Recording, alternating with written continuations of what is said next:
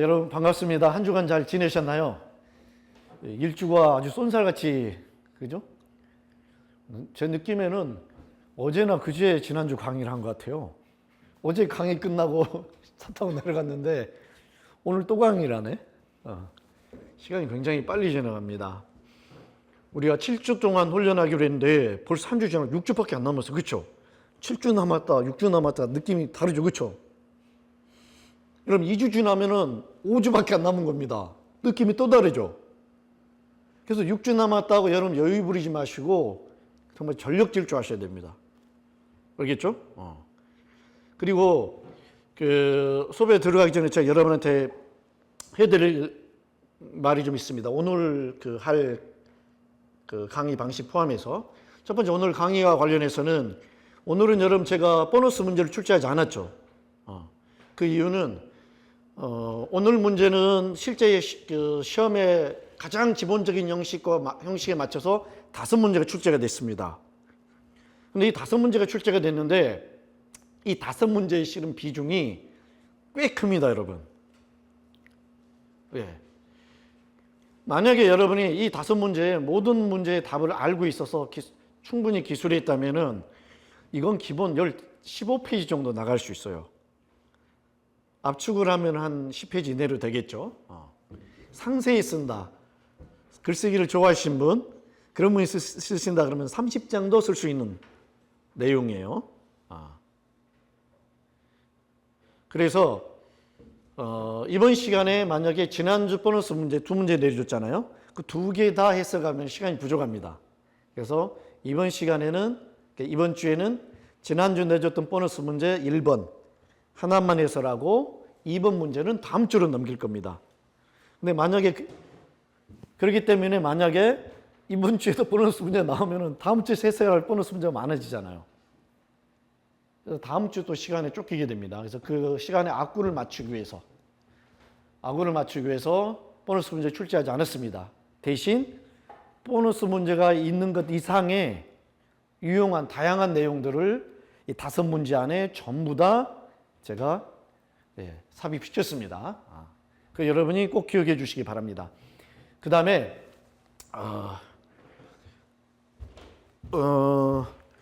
자, 그러면 이제 다른 말 하지 말고 먼저 보너스 문제 지난주 거 1번부터 볼까요? 자, 보너스 문제 1번. 손해보험회사의 전반적인 경영성과를 평가하는 지표인 합산비율.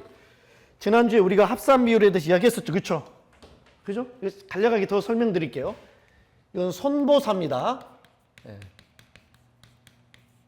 손보사의 종합적인 경영성과를 평가하는 지표입니다.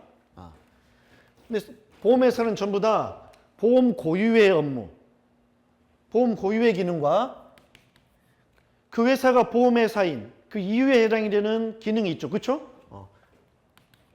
보험 기능과 보험 고유의 기능과 또 뭐가 있어요? 보험회사 기능은 보험회사가 수행하는 업무는 투자 기능. 가장 대표적인 게 이 2개입니다. 그리고 물론 다른 게 또 있어요. 다른 게 또 있긴 해요. 그게 뭐예요? 일반 관리 기능.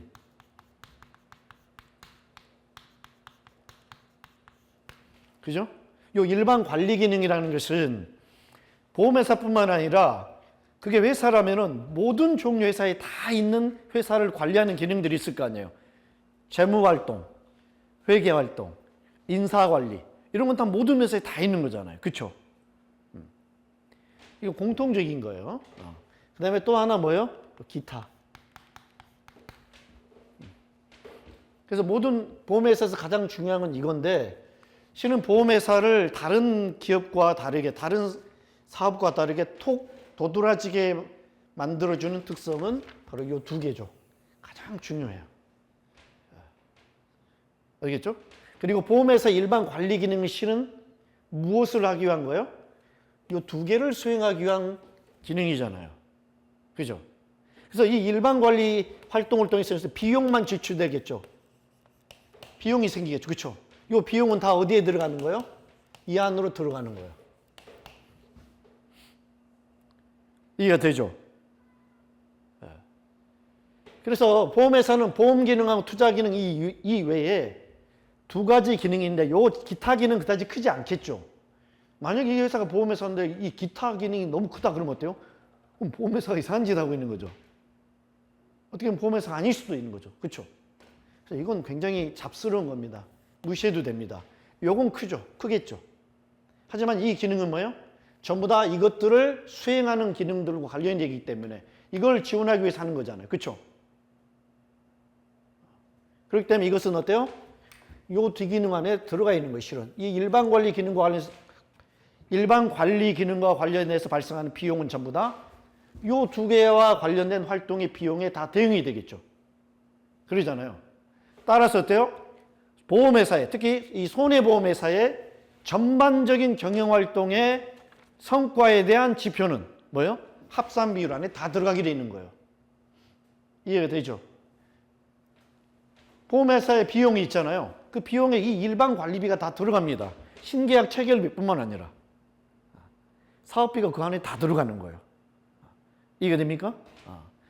그래서 자 봅시다. 보험 고유의 기능을 평가하는 지표는 합산비율이라고 했죠. 지난 시간에 했었죠. 합산비율. 여기 있었죠. 이건 투자 수익률이라고 그랬죠.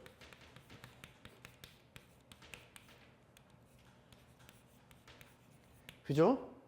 그리고 두 개를 더해서 종합 경영률이 있었죠. 그렇죠?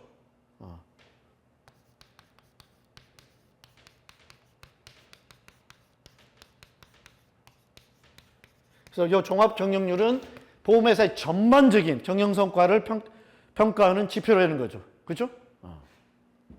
여러분이 이 흐름 있죠. 이 맥락을 파악하고 있어야 되는 겁니다. 근데 지금 계속 이야기하고 있는 건 이 합산 비율이죠. 그죠?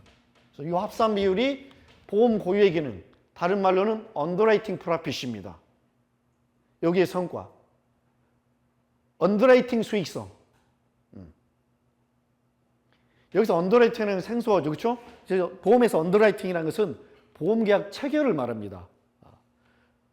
보험계약 체결이란 말은 보험상품 판매하는 활동을 통해서 이루어지는 거잖아요. 보험상품 판매가 보험계약 체결이에요. 보험계약 체결하는 것이 보험상품을 판 거잖아요. 왜? 보험은 계약의 형태니까. 그죠? 보험이라는 상품이 실은 계약이에요.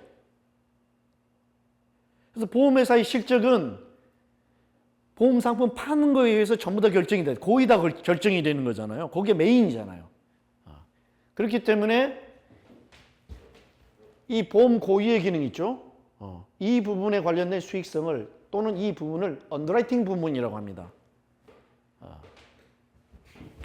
영어에서 언더라이팅은 계약 체결을 의미해요. 그렇잖아요. 계약서가 있으면 수수하고 계약의 내용이 있겠죠. 그 다음에 이 계약의 내용을 보고 마음에 들고 여기 동의하면은 맨 밑에다가 어때요? 맨 밑에다가 사인하잖아요. 그렇죠? 사인하면은 계약이 체결이 되는 거잖아요.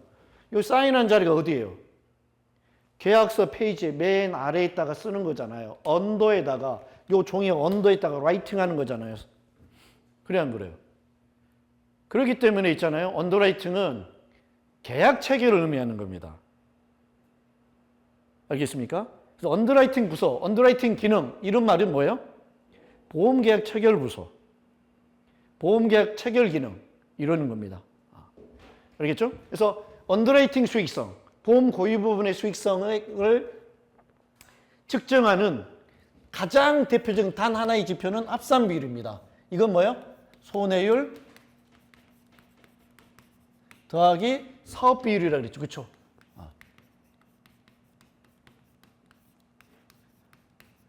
이걸로 측정을 한 적이 있습니다. 그래서 요게 만약에 1이다. 1과 같다 그러면 어때요? 요건 수지가 딱 맞는 거죠. 이익도 손실도 발생하지 않는 거죠. 그렇죠? 만약에 이게 1보다 크면 어때요? 합산 비율은 높으면 안 좋다 그랬죠. 비용이 더 큰 거예요. 합산 비율의 분모가 지출이잖아요. 그죠? 손해율은 이렇게. 경과보험료분의 요거는 손실이죠. 발생 손실이죠. 그렇죠? 발생 손해. 플러스 경과보험료분의 여기 사업비잖아요. 그죠? 그래서 위가 다 비용인 거예요. 그래서 여기 1보다 크다는 말은 분자는 수익이죠. 전부 다. 수입이에요. 수입. 수입보다 지출이 더 크다는 거죠. 그래서 마이너스, 손해가 났구나. 근데 그 손해가 얼마만큼이냐. 수입한 거에 이게 다 퍼센트지로 돼 있는 거죠. 그렇죠? 몇 퍼센트가 초과돼서 지출이 생겼구나. 만약에 이게 1보다 적으면 어때요? 1보다 적으면 분모, 즉 수입이 분자, 지출보다 크다는 거잖아요. 쓰는 것보다 많이 벌었어. 벌어들인 것보다 적게 썼어. 그럼 이익이 발생하죠. 그렇죠? 이익이 발생했네? 근데 얼마만큼? 수익의 몇 퍼센트만큼. 분모의 몇 퍼센트만큼. 무슨 말인지 알겠죠? 그렇죠?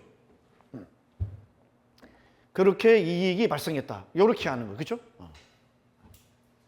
그렇게 해가지고 손해보험회사의 이 언더라이팅 부분의 실적을 이 합산비를 통해서 단 하나를 가지고 다 파악이 된다는 거예요. 그런데 이 합산 비율의 이 보너스 문제 1번은 이 합산 비율이 있죠? 여기 기본적인 합산 비율입니다. 이거 특별한 말 없이 이 합산 비율에 문제가 있다는 거예요. 이 문제점을 지적해 바라는 겁니다. 알겠죠? 그럼 그 문제는 뭐냐? 미리 답을 말씀드리겠습니다. 이 문제는 쇠퇴하는 보험사의 실적은 여러분 과대평가를 합니다. 성장하는 보험회사의 실적은 과소평가를 합니다. 이런 단점을 가지고 있어요. 예를 들어 볼까요?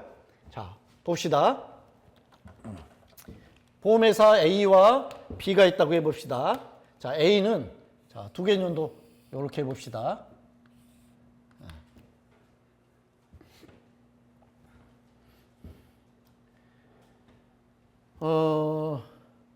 지금이 요건 2021년으로 합시다. 2022년으로 보고 여기 2021년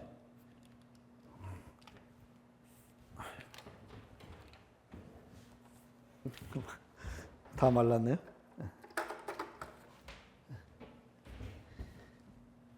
여기 촬영이 되는 거죠.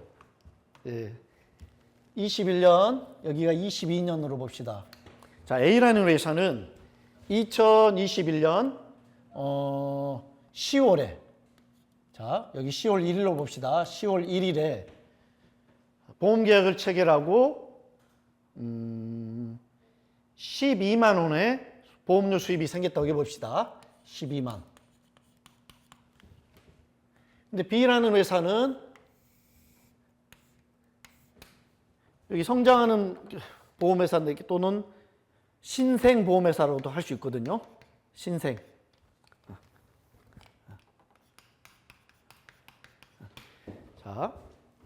자 봅시다. 그런데 2022년도에는 있죠. 보험계약 체결이 0건이에요. 0. 그리고 B회사 같은 경우는 2021년도에는 자 영업을 안 했어요. 세일이 생기지 않았어요. 그래서 여기는 0. 그런데 B는 2022년도에 생겨나서 자 3월 1일에 2022년도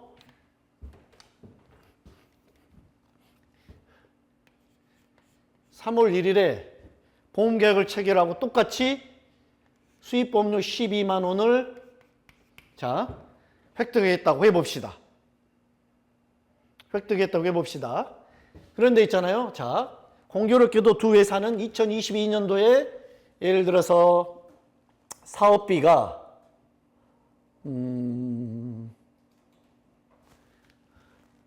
사업비를 40만 원으로 해봅시다. 예. 4만 원. 사업비율을 4만 원으로 해봅시다. 4만 원. 발생했다고 해봅시다. 여기도 4만 원. 자, 그러면 여러분 있잖아요. 우리가 합산 비율을 할 때 이 앞에 손해율은 항상 방법이 똑같죠.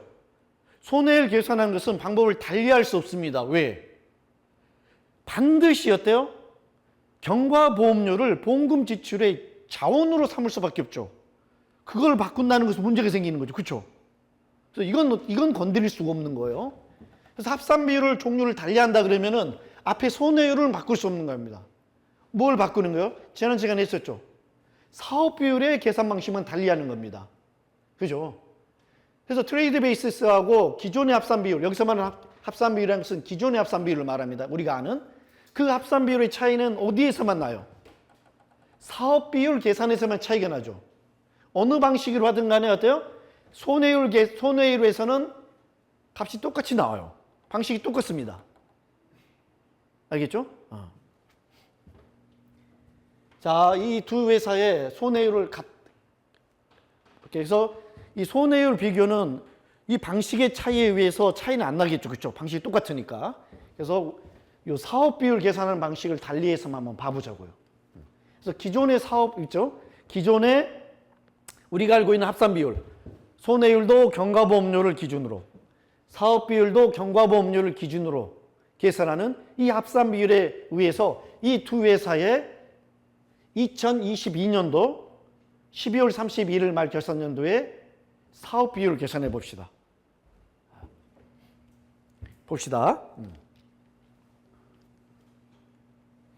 요 사업 비율을 계산해 보면은 자, 얼마예요? 요 10월 1일에 했은 게 10월, 11월, 요걸 11월 1일로 합시다. 계산 편하게. 그러면은 1년치니까 손해보험에서 하면은 보통 계약이 1년이에요. 1년이라고 보험계약을 가정을 줍시다. 그러면은 이때 자 12만 원 중에서 2만 원은 두 달에 걸쳐서 2021년에 경과보험료로 떨어졌겠죠. 나머지 10만 원은 2022년도에 떨어졌겠죠. 그렇죠? 따라서 사업비를 계산하기 위해서 경과보험료는 얼마? 10만 원이겠죠. 그렇죠? 그 다음에 여기 사업비가 4만이죠. 4만. 이건 얼마예요? 그러면은 사업 비율이 0.4, 40%가 나왔죠. 그렇죠?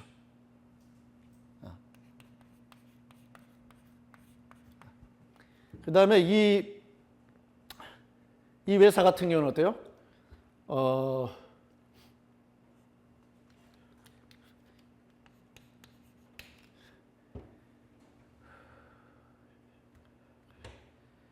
자, 봅시다.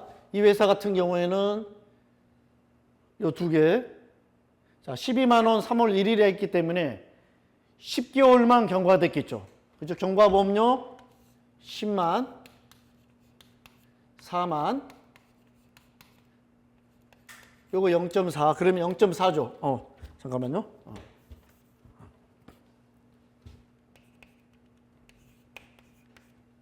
이렇게 되면 40%네, 똑같이. 그럼 이제 손해율 한번 봐봅시다. 손해율을. 손해율도 맞춰서 봤어야 되나? 자, 그럼 이 손해율은 계산하지 말고요. 손해율이 같다고 했을 때 둘의 합산 비율은 같이 나오죠. 그래, 안 그래요? 둘의 합산 비율이 같게 나오죠. 그런데 가만히 봅시다. 자, A 회사는 작년도에는 매출을 냈지만 올해는 하나도 안 냈어요. 이 회사는 망해가는 회사예요? 망하지 않은 회사예요? 망해가는 회사잖아요. 근데 밑에 B 회사는 올해 보험계약을 체결했으니까 작년에는 못했지만 올해 체결했으니까 이 회사는 어때요? 성장해가는 회사예요? 아니에요? 망해가는 회사예요? 성장해가는 회사잖아요. 그러잖아요.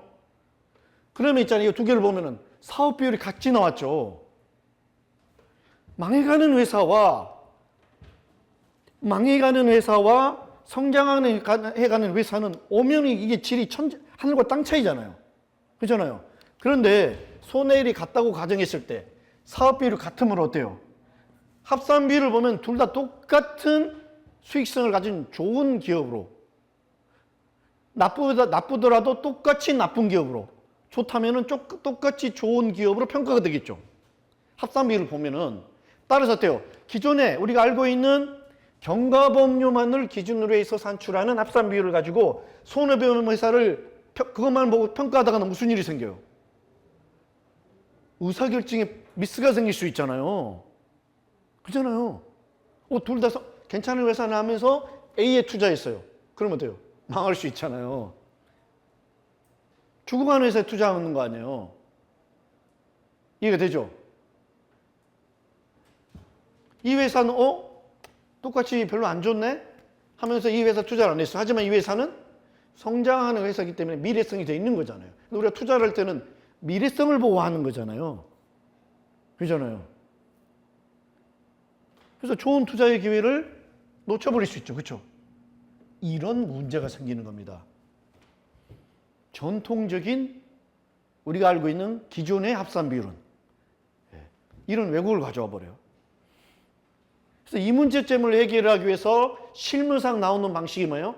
새로운 합산 비율, 즉 지난 시간에 말했던 트레이드 베이시스, 거래 중심, 거래 기반 합산 비율이 그래서 나온 겁니다. 이게 실은 지난주 문제에 숨어 있는 배경이고 중요한 사실입니다. 그러면은 요걸 바꿔볼까요? 사업 비율이 낮아질수록 좋죠. 그렇죠? 자, 요걸 있죠. 만약에 사업비 이렇게 돼 있는데 수입보험료에 대응시켜 봅시다. 트레이드 베이스는 수입보험료잖아요. 그렇죠? 근데 이 회사한테 수입보험료가 얼마예요? 0이잖아요. 극단적으로. 합산 비율은 엄청 높죠. 그게 무한이죠. 그렇죠? 그 다음에 이 회사는 얼마예요? 합산 비율이 수입보험료가 12만 원이죠. 그렇죠? 12만 분의 4가 되기 때문에 이건 얼마예요? 이건 0.36, 3 이렇게 계속 나가네요. 사업 비율이 떨어지기 때문에 트레이드 베이시스로 가게 되면 어때요? 쇠퇴하는 기업에 전통적인 방식으로 합산 비율을 계산했을 때는 합산 비율이 똑같이 나온 그 회사이지만 쇠퇴하는 기업의 합산 비율은 어때요? 확 올라가 버리죠. 사업 비율이 올라가기 때문에. 극단적이지만 이 케이스는. 그렇죠? 반대로 성장하는 기업의 합산 비율은 사업 비율이 떨어지기 때문에 쑥 내려가죠. 그렇죠? 아까는 0.4를 더한 거 아니에요. 손해율에. 그렇게 해서 합산 비율이 나오죠. 그렇죠? 근데 이번에는 어때? 트레이드 베이스라니까 0.4보다 적은 0.33을 더하기 때문에 합산 비율이 개선이 되잖아요. 그래서 이 경우는 어때요?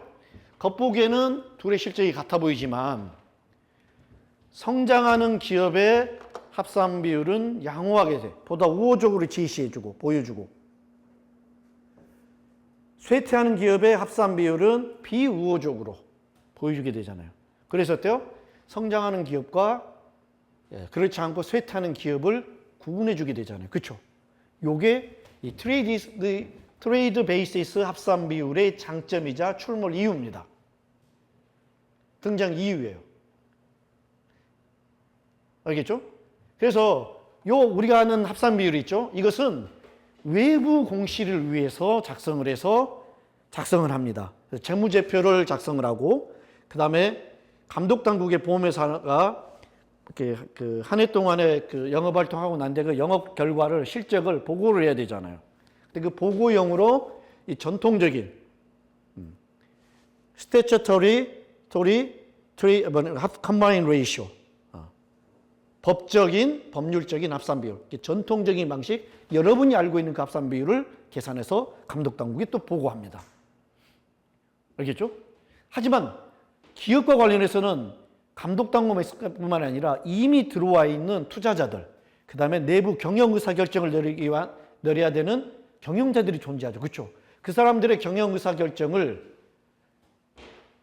과 관련된 판단을 돕기 위해서는 어때요? 내부적으로 이 트레이드 베이시스를 따로 계산을 합니다. 알겠나요? 그럽니다. 실무는 그렇게 갑니다. 그럼 이 트레이드 베이시스의 문제점은 뭐냐? 이 문제점 지적이라 했죠. 그렇죠? 경과보험 분모가 같지 않죠. 그렇죠? 그래서 약간의 계산 미스가 납니다. 실질을 정확하게 보여주지 않아요.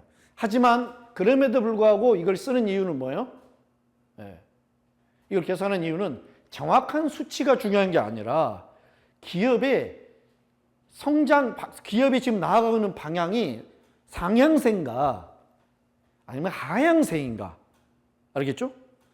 그것을 판단하는 자료로서 필요하기 때문에 그것을 무시하고, 이 트레이드 베이시스를 어떻게 보면 산수에는 안 맞는 거잖아요, 그렇죠? 계산하는 겁니다.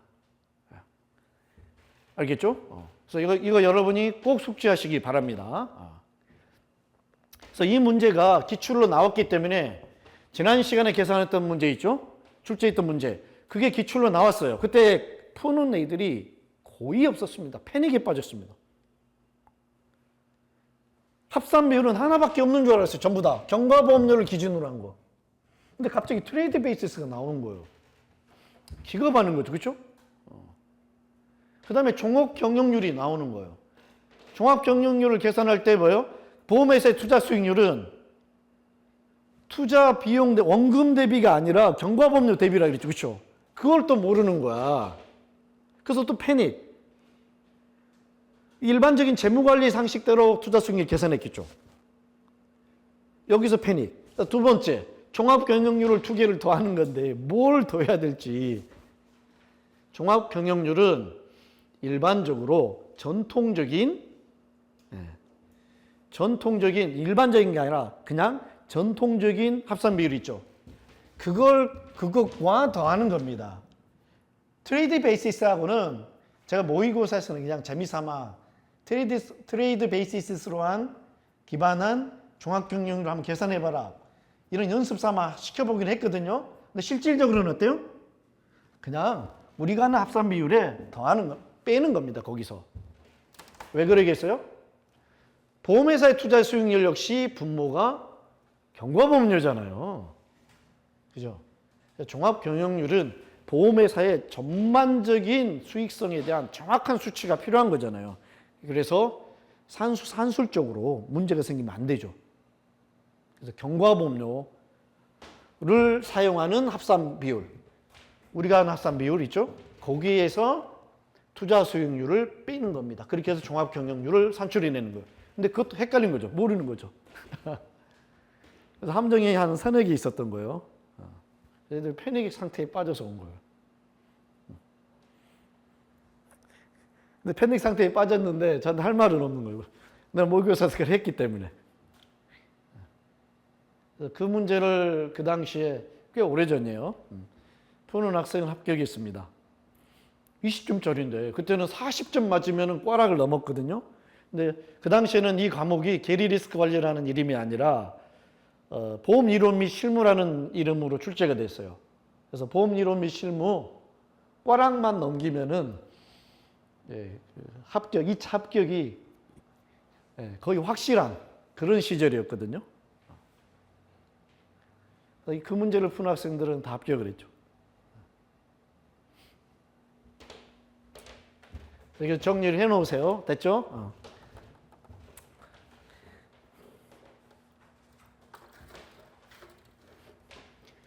여러분, 제가 이 문제를 해설할 때, 있죠? 요 답이 있죠, 답. 답에만 여러분이 신경을 쓰시면 안 됩니다. 왜 그게 답인지 그 이유 있죠? 그 이유, 원리를 아셔야 됩니다. 그 지식을 가지고 있으면은, 자, 답을 하는 것은 지식이죠. 그죠? 근데 원리를 아는 것은 지혜에 근접하죠. 이 지식을 가지고 다른 데 사용할 수 있는 거잖아요. 그래서 이 문제와 다른 내가 모르는, 배우지 않았다고 생각되는 문제가 나왔을 때 보험과 관련된 이 메커니즘 있죠. 여기서 들은 메커니즘을 가지고 적용해서 풀 수 있을 수도 있습니다, 여러분. 알겠습니까? 그래서 항상 이 원리를 이해를 하셔야 됩니다. 그래서 여러분이 객관적인 지식을 다른 데서는 못 배운, 남은 가르치지 않은 지식을 여기서 알았다, 새로운 걸 알았다가 아니라 그것뿐만 아니라 제가 여러분 항상 원리를 가르쳐줘요. 이유를. 왜 그러는지. 그죠? 그 메커니즘을 여러분이 파악해서 머릿속에 숙지시켜야 됩니다. 그래서 원리를 알고 있으면은 보험과 관련된 새로운 제도와 방식들을 여러분이 만들어낼 수 있습니다. 기존의 방식의 문제점을 찾아낼 수도 있어요. 그러겠죠? 그래서 여러분이 모르는 지금까지 배우지 않은 새로운 보험회사의 보험 산업의 이슈가 등장했고 그 이슈와 관련된 문제가 출제됐을 때 보통 사람들은 어때? 보통 수험생들은 이거 수업 시간 안 배웠는데 없었는데 당황하죠. 근데 보험의 원리 메커니즘 알고 있으면 그걸 가지고 전부 다 여기 투사가 됩니다, 여러분. 엑스레이 찍듯이. 그걸 분해해 가지고 대충 추론해서 쓰면은 100점은 아닐지라도 한 5, 60% 맞아요. 여러분의 그 말이 틀렸다 가르치기가 힘들어요. 이해되나요? 그래서 이 과목은 내가 확실히 알고 있는 그 지식을 가지고 푸는 면이 있을 뿐만 아니라 방금 제가 설명드린 그 방식으로 푸는 게 훨씬 더 비중이 많을 경우가 더 많습니다. 알겠나요? 보험과 관련된 이슈나 항목은 너무 많습니다. 복잡하기 때문에. 그 모든 것을 다 알아서 내가 문제를 풀겠다. 그게 불가능해요, 여러분. 보험은 그냥 보험이 아니라 여러분 경제학이라는 학제가 따로 있죠. 그렇죠? 그와 마찬가지로 보험 관련된 분야는 보험학이라는 별도의 학제로 부를 만큼 영역이 방대하고 복잡합니다. 상당히 복잡해요. 그래서 그걸 전부 다 알아서 내가 문제를 풀겠다. 이건 불가능해요. 저도 안 되고 시험을 그 해에 출제한 출제위원도 자기가 낸 문제 있죠. 그것만 풀 수 있어요. 제가 장담하건대. 다른 사람이 낸 문제 못 풀 수도 있습니다. 모르니까. 자기가 아는 내용, 그것도 본인이 확실하게 아는 내용에 대해서만 출제를 합니다. 그래서 여러분은 보험과 관련된 원리 있죠. 지식뿐만 아니라 원리. 보험에 관련된 지적인 능력, 지능을 높여야 됩니다. 그 원리를 이해하는 능력. 그래야지만이 어떤 문제가 나와도 풀 수 있는 거예요.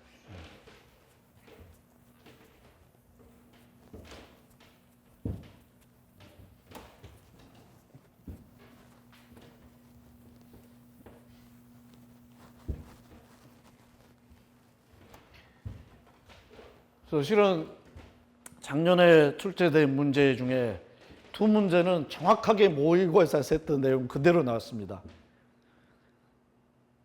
그리고 나머지 두 문제는 그 모의고사 시간에 설명했던 내용들, 그 내용들을 바탕으로 추론해서 풀 수 있는 문제들이었어요. 상당수가. 그래서 저는 시험 문제를 받아보고 난 뒤에 나한테 수업을 듣는 학생들 제대로 따라왔으면 80점 정도로 점수를 받고 패스했겠다 이렇게 생각을 했습니다. 근데 제가 조사해 본 결과 대략 평균 한 70점 정도로 패스를 했더라고요. 70점 정도로. 그럼 기대치에 못 미치잖아요. 제가 생각한 거에. 근데 그건 잘하는 사람들 기준이고. 근데 70점 했는데 저 그것도 굉장히 크다고 생각합니다. 왜냐하면은 대부분의 학생들이 이 모의고사 강의를 들어가지고 첫 주에 받았던 점수가 10점대에서 30점대였습니다. 그것도 점수를 후하게 주려고. 객관적으로 냉정하게 줘버리면 너무 비참할 것 같더라고요. 내가 잔인하잖아요. 그렇죠? 잔인하게 점수를 주는 것 같아가지고 약간 관대하게 점수를 준 거거든요. 그런데도 불구하고 70점대로 패스를 했습니다. 그러면 이 학생들은 두 문제는 가득했는데 나머지는 어떻게 그 점수를 가득했냐는 거예요. 어떻게 취득했냐는 겁니다. 두 문제를 넘어서는 점수. 이 수업 시간에 지식만 들은 게 아니라 그 지식을 통한 논리 있죠. 왜 그런지 논리, 배경. 그걸 숙지해서 그걸 통해서 문제를 분해해서 추론해서 쓴 겁니다.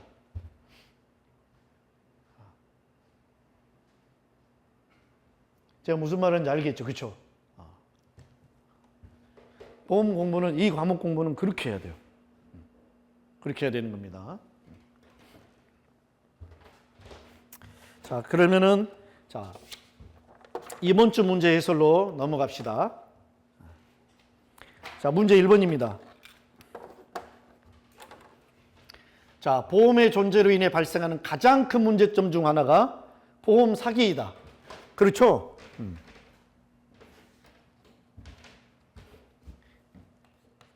이건 보험의 부작용 있죠?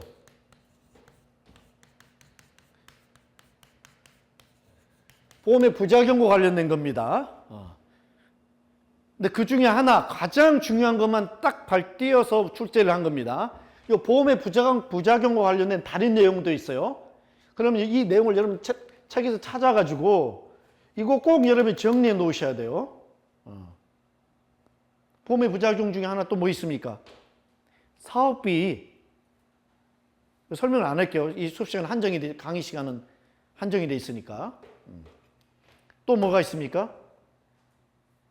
기회비용. 보험 산업에 투자하지 않았으면 다른 산업에 투자돼서 다른 산업을 더 활성화시켰을 것이다. 이런 말도 안 되는 이유 있잖아요. 그렇죠? 보험을 깔려고 하는. 근데 그건 모든 산업에 다 해당이 되는 거예요. 알겠죠? 사업비에 관한 내용도 있습니다. 왜? 보험이 없었으면은 100의 손실이 나면은 100을 가지고 복구하면 되죠. 그렇죠? 근데 보험회사는 어때? 보험료를 100의 손실을 복구하기 위해서 보험료로 100만 원 걷어들여요. 100의 손실을 위해서 얼마를 보험료하면 손실 지급 비용에 해당되는 100 플러스 사업비. 그렇죠? 이거잖아요. 근데 이 부작용이 이건 분명한 거예요. 그럼에도 불구하고 보험이 존재하는 이유. 이보다 훨씬 더 큰 득이 있는 거죠. 보험을 이용하게 되면 특정 손실과 관련된 리스크 집단 내 손실에 대한 불확실성을 제거 또는 줄여버렸었대요. 손실 대비 적립금의 규모를 기하급수적으로 떨어뜨려 버려요. 이해가 안 가시나요? 꼭 찾아서 보세요. 보험에 가입하지 않으면 그냥 여기서 간단히 설명해 드릴까요? 100의 손실에 대한 있죠? 이거 100을 100억짜리라고 해봅시다. 100의 손실에 대한 리스크가 사람들이 직면하고 있다. 다 직면하고 있겠죠. 보험에 가입하지 않으면 이 100의 손실에 대한 대해서는 얼마를 있죠? 얼마의 금액을 가지고 따로 적립해 놔야지 이 손실에 관련된 불확실성, 리스크, 두려움을 완전히 없앨 수 있어요. 100이잖아요, 100. 그죠? 그러면 사회 전체적으로 하면은, 사회 전체의 숫자가 N이라면은, 이거 어마어마한 금액이잖아요. 그래 있잖아요. 미래에 메이저 로스, 재난적인 손해에 대한 리스크를 관리하기 위해서 각 개인들이, 각 가정, 가게가, 기업이 적립해야 되는 금액들은 천문학적이게 됩니다. 그러면 그 손실을 대비하기 위해서 돈을 적립하느라고 현재 생활, 경제활동은 전부 다 위축이 돼버리겠죠. 생산활동이 위축이 돼버리겠죠. 그죠? 그러면 사회 전반적인, 인류의 전반적인 부의 수준은 툭 떨어져 버립니다. 조선시대에 준할 정도로 떨어질 겁니다. 그런데 이걸 보험을 이용하게 되면은 100억의 손실에 대한 비용, 해결하기 위한 비용이 어때요? 100억 더하기 사업비 플러스 알파가 있는데 대신 뭡니까? 요 N에 대해서 대수의 법칙을 적용하잖아요. 풀이 되는, 그렇죠? 보험을 이용하면 이게 풀링이 되잖아요. 그렇죠? 풀링이 집단화시키는 겁니다.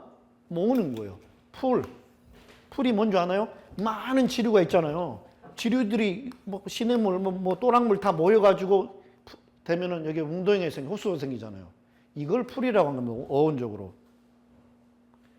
개별 리스크들을 모아서 리스크 집단 형성해서 대수협칙을 적용하면은 요 집단의 기대 손실이 상당한 정확도로 예측이 돼 버리잖아요. 그러면은 리스크 집단 전체가 있잖아요. 100억씩 적립하는 금액에 비해서 비교가 안 될 만큼 적은 금액으로 이 집단 전체에게 발생하는 손실에 대한 적립금을 확 준비할 수 있죠. 그럼 나머지 금액들이 다 풀려나서 현재 경제활동, 현재 삶의 활동을 촉진시켜서 사용이 되는 거잖아요. 그래서 어마어마한 경제적 부가가치가 발생하게 되는 거예요. 보험에 이 사업비 있잖아요. 추가 발생된 비용, 이거하고는 비교가 안 되는 요 내용이 있어요. 이해가 되나요? 그래서 이런 것도 여러분이 다 정리를 해놔야 됩니다. 알겠죠? 텍스트에 배운 내용 중에 특정 항목 중에 일부가 발제해서 나온다, 문제가. 그러면 그와 관련된 다른 것들도 이런 공부를 하셔야 됩니다. 알겠죠?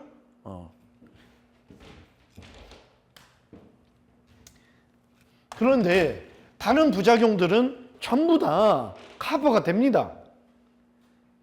보험의 부작용은 다 커버가 돼, 변호가 돼요. 변명이 돼. 근데 유일하게 변명이 안 되는 게 있습니다. 그게 뭐예요? 보험 사기라고 했는데 이게 다른 말로 뭐예요? 좋은 말로. 사기인데. 사기도 좋은 말 아닙니다. 그럼 사기꾼이 얼마나 심각한지 여러분 경험해 보시면 알 겁니다. 살인자는 한 명을 죽이잖아요. 사기꾼은 일가족 전부를 죽여버립니다. 인생을. 심각합니다. 이게 다른 말로 뭐예요? 보험 사기는 보험 범죄의 발생입니다. 이게 보험과 관련해서 발생하는 가장 큰 부작용입니다. 아주 심각한 거예요. 그래서 우리나라에서만도 매년 있잖아요. 매년 보험 사기로 인해서 지급되는 보험금의 규모가 추정하건대 조 단위입니다. 조. 보험 사기로 인해서 허위로 잘못 지급될 것으로 추정되는 보험금의 규모가 조 단위입니다. 조. 엄청나죠. 그래서 이게 왜 발생하냐는 거죠. 이거 발생하는데 이게 원인. 크게 원인이 두 가지라는 거죠. 그렇죠? 하나는 뭐예요? 보험이 가지고 있는 고유 특성 자체가 이 보험의 기질적인 특성이 있죠. 그게 자동적으로 이런 문제를 발생시킬 수밖에 없는 게 있다는 거예요. 그게 보험 고유 특성에 있어요. 이걸 발생시키는.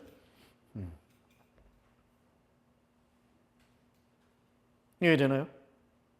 요걸로 발생하는 거예요. 그 다음에 두 번째는 뭐예요? 자, 증명과 환경 요인이죠, 환경.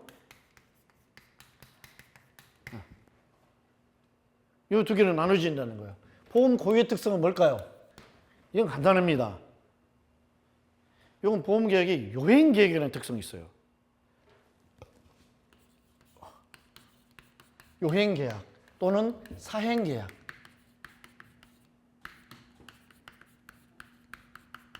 요것 플러스 뭐예요? 부등가 교환.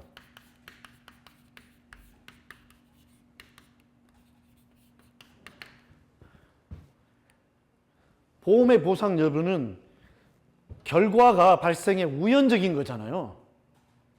그렇잖아요.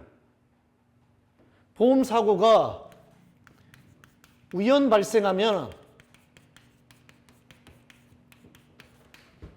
보상이 주어지죠. 보상이 뭐예요? 보험금. 여기 주어지죠. 근데 이 보험금은 뭐예요? 부등가 교환. 납입한 보험료, 피해에 비해서 비교가 안 되게 크죠. 그래서 이 두 개를 딱 조합해보면 뭐하고 비슷합니까? 그렇죠. 토박하고 비슷해요. 로또 산 거하고.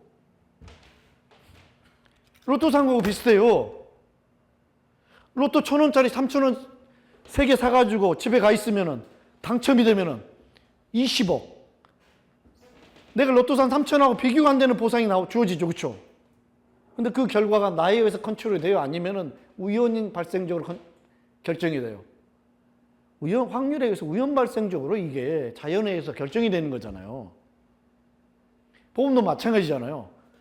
보험료 첫 달 30만 원 내놓고 보험사 발생했어.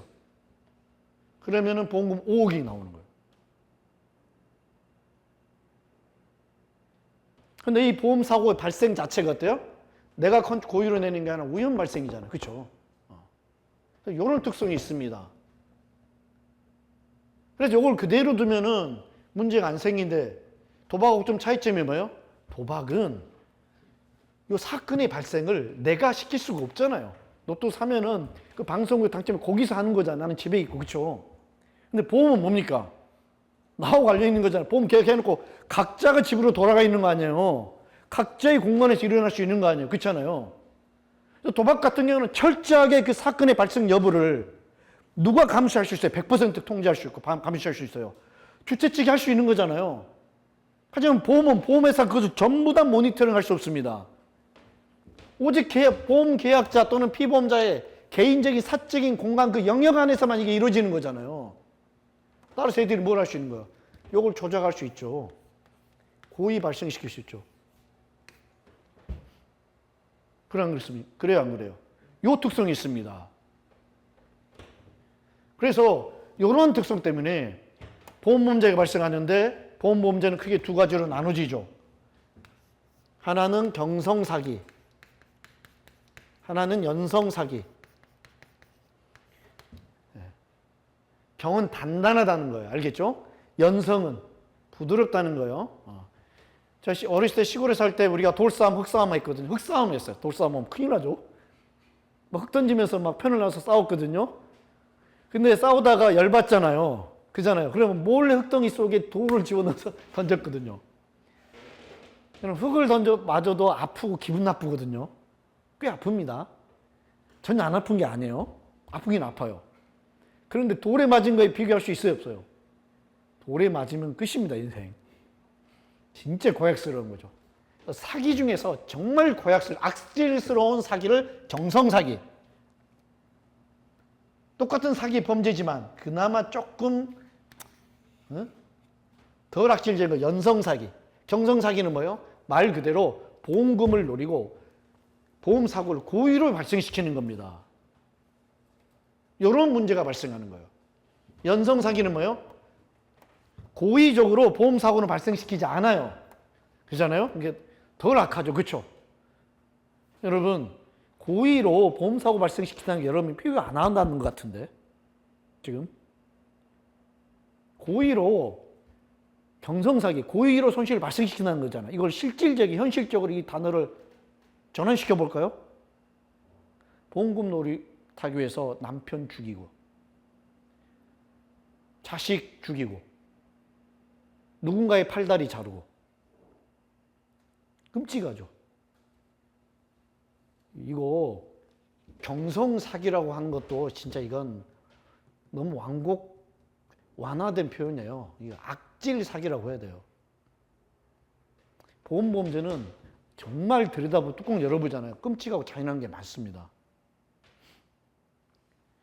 그래서 보험계약법에 이걸 방지하는 여러 조항들이 있죠. 기억나죠? 본인 자필 서명 아니면 안 되고 막 이런 거. 그 뒤에 또 나옵니다. 그리고 또 뭐 다른 예를 들까요? 남의 집, 우리 집 회사, 공장에 불 지르고 방화하고 막 이런 거예요. 그럼 연성사기는 그 짓 안 해요. 근데 이거 뭐냐? 사건은 고의로 발생했어요. 근데 이미 발생한 손실이 만약에 확대되거나 과장하면 더 많은 보험금을 수령할 수 있죠. 그죠? 그래서 이미 발생한 손실을 보험금을 더 많이 받기 위해서 확대하거나 과장하는 행위입니다. 이거 전부 다 보험범죄입니다. 알겠죠? 그래서 이런 특성으로 인해서 이런 문제가 발생한다. 그 다음 환경적인 요인. 이 어떤 환경적인 요인으로 해서 또 이 문제가 발생하는 거예요. 이 문제가. 어떤 환경적인 요인이 있냐? 첫 번째는 보험회사 입장입니다. 네.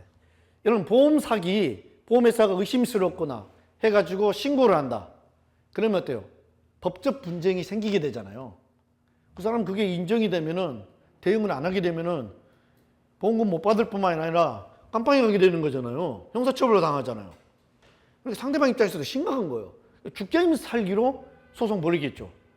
그래서 보험 사기를 보험회사가 형사고발하게 되면은 복잡한 법적 분쟁이 생기게 됩니다. 귀찮게 되죠. 그렇죠? 귀찮고 또 뭐예요? 비용도 많이 들죠. 그래서 보험회사가 환경적 요인으로 일단 형사고발을 기피합니다.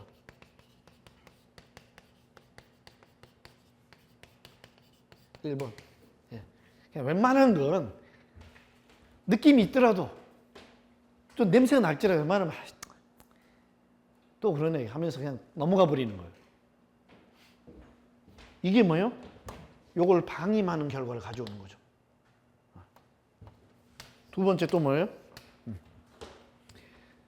보험사고를 당했다는 것을 우리 회사가 보험 사기를 당했다는 것을 외부인이 알게 되면은, 타인이 알게 되면은, 그렇죠. 저 회사 가치평가 이런 게 떨어지잖아요. 인식과 이미지가.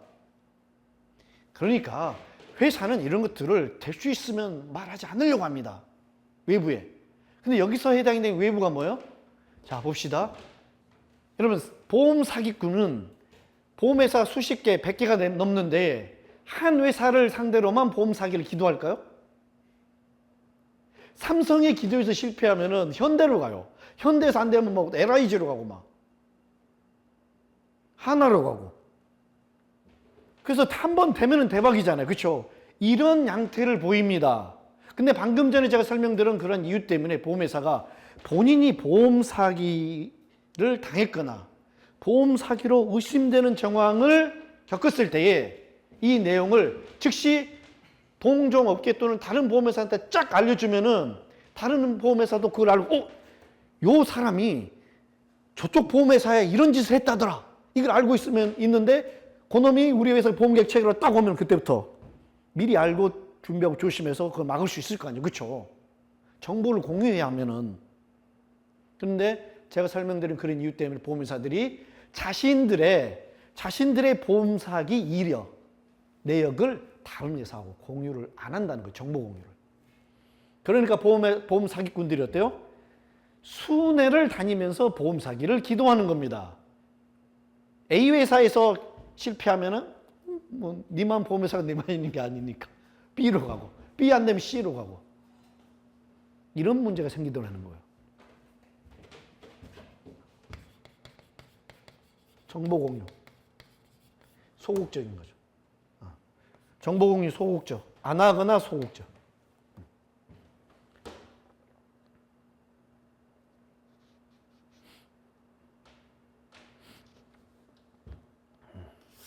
자, 그 다음에 요 세 번째는 이건 보험 계약자 입장입니다. 이게 뭐냐? 보험 계약자들은 이유 모르게 보험회사에 대한 불만을 가지고 있습니다. 보험회사는 항상 우리에게 불공정하다. 보험금 제대로 안 주려고 한다. 이런 생각을 가지고 있기 때문에 손실을 과다 청구하는 경향이 있습니다. 어차피 쟤들도 우리를 속이니까 내가 쟤를 속여봤자 무슨 문제가 되냐 이렇게 생각하는 거예요. 그래서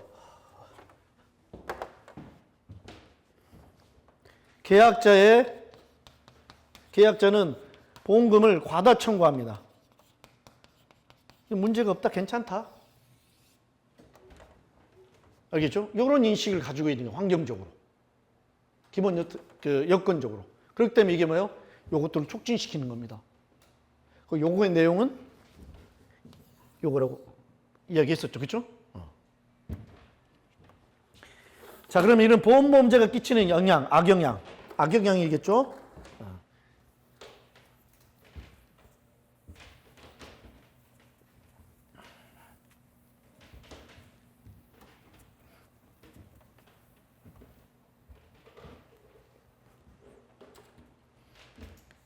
첫 번째 뭘까요? 보험회사에 여러분 예상하지 못한 예상했던 것보다 더 많은 보험금 지출이 발생하게 되겠죠. 보험회사의 재무상태가 악화됩니다. 재무상태가 악화되게 되죠. 이걸 그대로 방치하면은 보험회사는 망하게 되겠죠. 경쟁에 도태돼서. 그럼 그대로 있을 수 없다고요. 그럼 뒤에는 어떻게 해야 돼요? 이걸 커버하기 위해서 그렇죠. 보험 사기로 인한 보험금 지출. 그죠? 그건 전부 다 뭐에 반영이 됩니까? 손해율에 반영이 되는 거잖아요. 경험 손해율이 높아지니까 이건 당연히 차기 또는 차차기에 보험료 인상에 반영이 되겠죠. 보험료가 인상이 되는 거예요. 이렇게 되면 어때요? 선의의 계약자들이 피해를 보죠.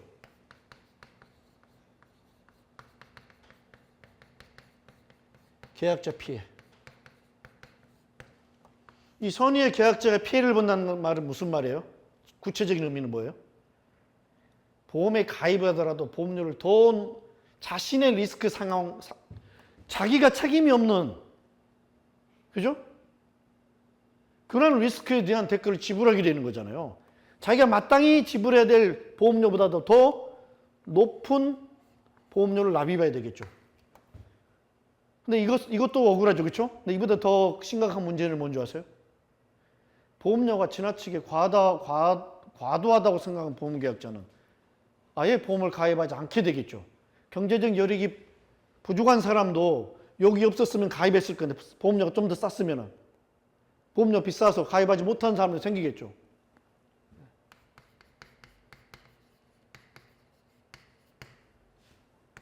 무보험자를 발생시킵니다. 이들에게 손실이 발생하면 큰 문제가 생기겠죠. 그렇죠? if 손실이 발생하면 망하는 거예요. 이런 문제를 야기시킵니다. 보험범죄는 실은 보험회사에게만 심각한 게 아니라 우리 사회에 심각한 겁니다.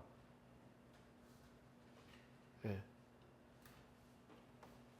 모두에게 다 심각한 거예요. 그 다음에 세 번째 뭐예요? 보험범죄는 그 자체로 범죄잖아요. 그죠? 그 자체로 범죄이기 때문에 좋지 않은 겁니다. 예. 아주 심각한 그 자체로 심각한 부작용이에요. 그 자체로. 이 자체로가 아닙니다. 이렇게. 그 자체로 매우 심각합니다. 왜? 예. 이건 범죄잖아요. 근데 아주 심각한 범죄입니다. 아까 보험범죄, 경성범죄라는 의미를, 경성사기라는 의미를 뚜껑을 살짝 열어보니까 끔찍하잖아요. 말하기도 힘들고 싫고 듣기도 힘들잖아요.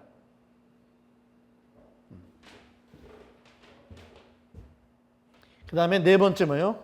그래서 이 보험범죄를 그대로 놔두게 되면은, 여기 발생하면은, 이런 보험에 대한 이미지가 안 좋아집니다. 보험 이미지. 보험에 대한 인식이, 사람들의 인식이 떨어져요.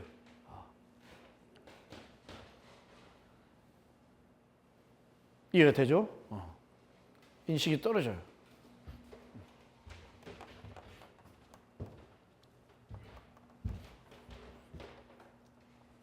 마치 이와 같은 거요. 사람들이 술 마시고 어느 동네에서 자주 싸움을 하는 거 있죠. 그대로 방치하게 되면은. 그냥 그 방치하는 게 아니라 그 동네는 우범지역으로, 우범지대로 인식이 돼서 사람들이 꺼려하는 곳이 동네가 돼버리잖아요. 그거 같은 거예요. 보험에 대한 이미지가 안 좋아지면 사람들이 보험을 꺼려하게 됩니다. 그런 부작용이 발생이 되는 거예요. 그래서 이걸 막아야 되겠죠. 그럼 이 막아야 되는데 어떻게 막아야 되냐?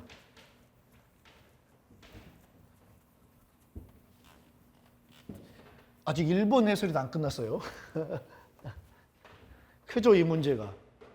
여러분, 이거 다 썼나요? 지금까지 한 내용들 다 썼어요, 충실하게? 그래요? 대단한데. 근데 이 보험범죄를 방지하는 방법이 있죠.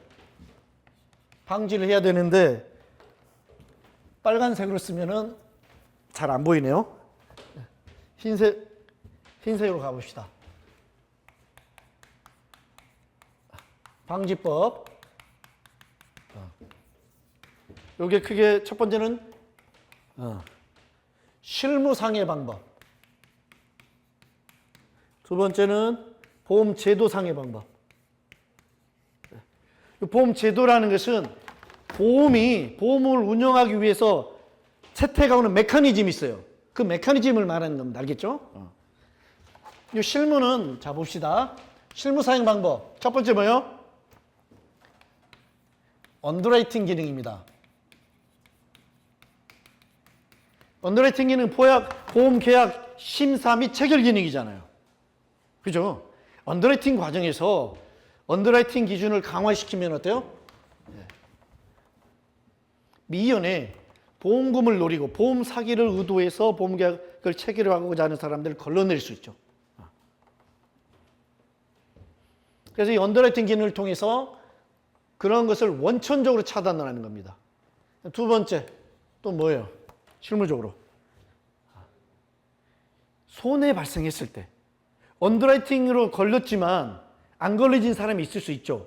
그렇죠? 이 두 개입니다. 자, 걸러진 사람, 걸러지지 않은 사람, 이 사람이 와가지고 할 수 있죠. 그렇죠? 그렇죠? 이 사람이 뒤에 할 수 있잖아요. 그 경우는 어떻게 차단하냐는 거예요. 손해 사정 활동을 통해서 그것을 할 수 있습니다. 여러분 모든 사건 현장에 가보면은 그죠? 정황을 파악하면 이게 고의인지 우연 발생적인지 단서 흔적이 남아있는 거잖아요. 그죠? 두 번째는 손해 사정 활동을 통해서입니다. 손사 활동. 이걸 통해서 이게 고의 손실인지 여부, 손해 사정 활동에서는 손실에 대한 평가가 있죠. 그렇죠? 과장 또는 확대가 돼 있는지 이걸 파악할 수 있죠. 그렇죠?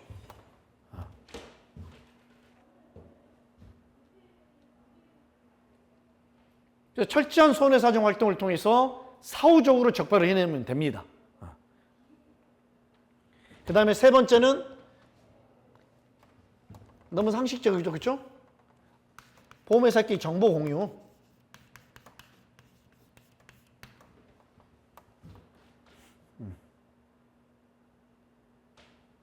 그 다음에 네 번째 뭐예요?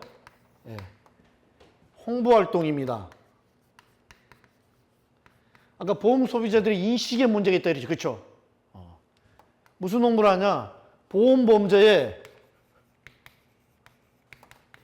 보험 사기의 심각성 있죠? 이 심각성에 대해서 사회 구성원들, 보험 계약자들한테 홍보를 해서 이게 심각성을 인식을 시켜야 되는 거예요. 알겠죠? 이제 막 갑자기 더워지니까 밥 먹고 졸리죠.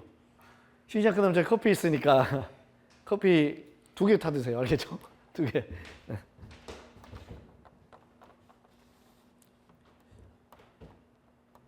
그죠? 요게 실무상의 방법의 대표적인 겁니다. 두 번째 제도적인 방법. 이거 뭐가 있을까요? 제도적인 방법 첫 번째. 여러분, 보험에서는 손실 전보의 원칙을 사용합니다. 실손 보상의 원칙이라고 하죠. 그렇죠? 보험 사고가 발생했을 때 실제 발생한 손실보다 더 큰 보험금은 지급되지 않아요.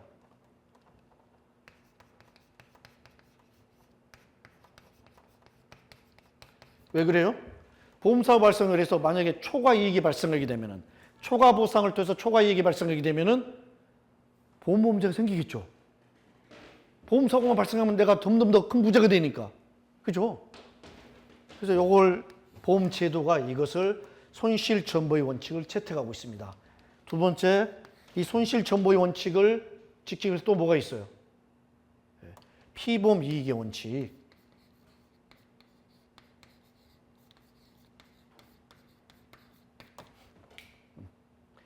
발생한 보험사고, 즉 보험사고가 발생하면은 그 손실이 직접적인 내 피해가 되는, 자신이 손해를 보게 되는 그런 경우가 아니면 보험계약을 체결해 주지도 보험회사에서 보상을 해 주지도 않는다. 이게 이게 피보험 이익의 원칙이잖아요. 그렇죠? 이게 되나요?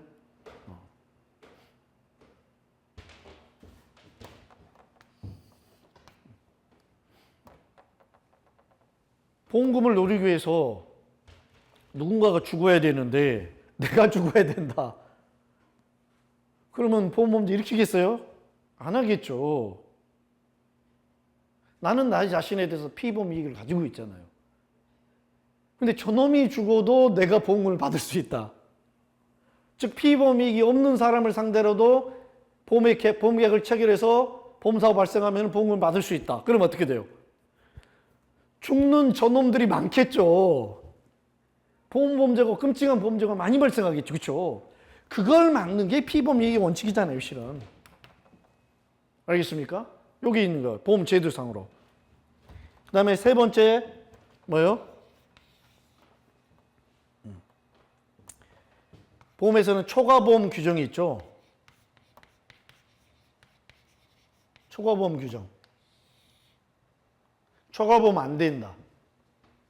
알겠죠? 보험가액이 100억짜리다. 150억 들고 150억에 해당하는 보험료를 내봤자 원래 100억 건물에 대한 150억 보험계약 체결이 안 될 뿐만 아니라 설령 그렇게 하고 150억 보험 금액 150억에 해당되는 보험료를 냈을지라도 손실이 발생하면은 절대 보험 가액인 100억 이상의 보상은 안 된다는 거잖아. 이게 초과보험 규정이잖아요. 그죠? 그 다음에 네 번째 뭐요? 중복보험 조항이 있잖아요. 그쵸? 중복보험 규정. 글씨를 이상하게 쓰는데 내가 글씨를 강조하면서도 중복보험 규정이 있죠. 중복보험은 뭐예요? 복수의 보험계약을 통해서 복수의 보험계약을 체결하는데 그 보험 가입 금액의 총합이 보험 가액을 초과하는 경우잖아요. 이때 적용이 되는 거잖아요. 그죠? 그래서 이것도 결국은 초과 보상이 안 되게끔 하기 위해서 있는 거잖아요. 그러니까 어떤 경우라도 보험을 통해서 이익이 발생하지 않게끔. 왜 그렇게 하냐고요? 보험 범죄를 막기 위해서 하는 겁니다.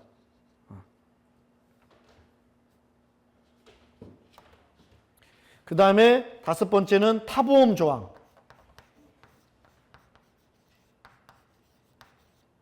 이것도 있죠. 타보험 조항은 뭔지 아세요, 여러분? 이건 중복보험이든 뭐든 상관이 없어요. 예를 들어서 화재보험 계약에 대해서 A라는 사람이 자신의 건물에 대해서 화재보험 계약 체결을 받잖아요. 만약에 타보험 조항이 있다. 그러면은 이거예요. 만일 당신이 이 건물에 대한 화재보험 계약을 우리 회사 말고 또 다른 회사하고도 체결한 것이 확인된다. 보험사고 발생했을 때 확인된다. 그러면은 우리 회사는 당신에게 아예 보험금 지급을 땡전 한 푼 지급하지 않겠다. 여기 타보험 조항입니다. 알겠죠? 여러 보험회사가 엮여 있으면은 보험사고가 발생할 가능성이 크다는 거예요. 왜? 여러 보험회사가 여러 군데서 보험금을 받으면은 보험금의 규모가 굉장히 클 거 아니에요. 그죠? 한 번의 보험 사기 시도 결과 성공하게 되면 얻게 되는 파이가 보상이 너무 크게 되기 때문에 이건 필연적으로 보험사고를 발생시킨다는 거예요. 그 점에 착안해서 타보험 조항이 있는 겁니다. 다른 보험이 존재하게만 해봐라. 뭐 아예 안 주겠다. 이겁니다. 그 다음에 세 번째는 일부 보험의 판매입니다. 일부 보험.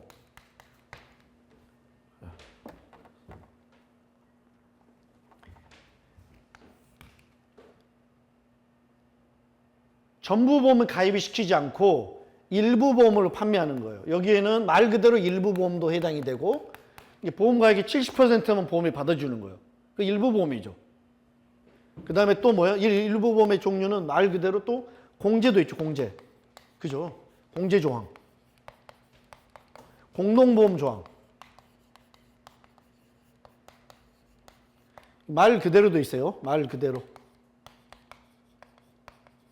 그죠? 말 그대로 일부 보험. 요 방식으로 하는 거예요. 요 방식들은 결국은 뭐예요? 사고가 발생하면은 보험회사가 보험금을 얼마를 주든 상관없이 본인은 항상 자신에게 발생한 손실의 일부분에 대해서 책임을 지게 되잖아요. 본인의 책임이 있게 되잖아요. 그렇죠? 보험을 통해서 얻는 혜택이 이러한 조항들이 있으면 줄어들잖아요. 그렇죠? 그래서 보험 사기 유인이 떨어져요. 이해되나요? 이게 복잡하죠. 많죠.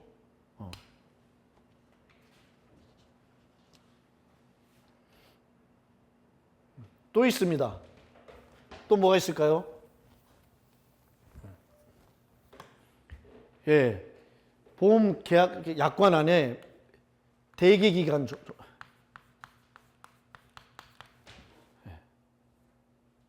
대기 기간을 두는 거예요. 예를 들어 장애가 판정이 되면 보험사 결과 장애인이 되면은 장애가 발생하면 돈을 주기로 굉장히 큰 보험금을 주잖아요. 그죠? 그래서 많은 사람이 장애 연기를 해요. 장애인인 것처럼. 근데 그걸 방지하기 위해서 오랜 대기 기간을 주는 거죠. 그럼 이 기간 내내 연기하기는 진짜 힘들잖아요. 그러잖아요. 대기기한, 그 다음에 뭐요? 면책조항.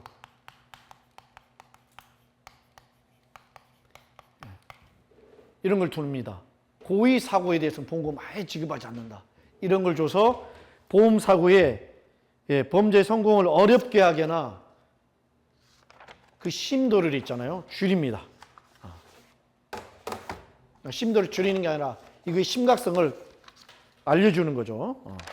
이런 것들이 있습니다.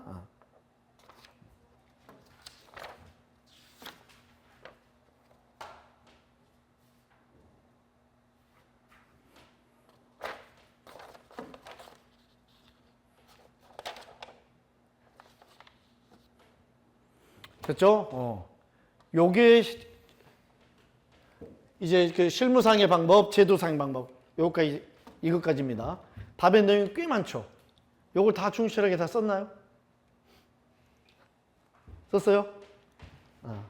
여기까지 하겠습니다. 자, 1번 해설 마치고 쉬었다가 나머지 문제를 한 5분 정도만 쉽시다. 잽싸게 하도록 하겠습니다.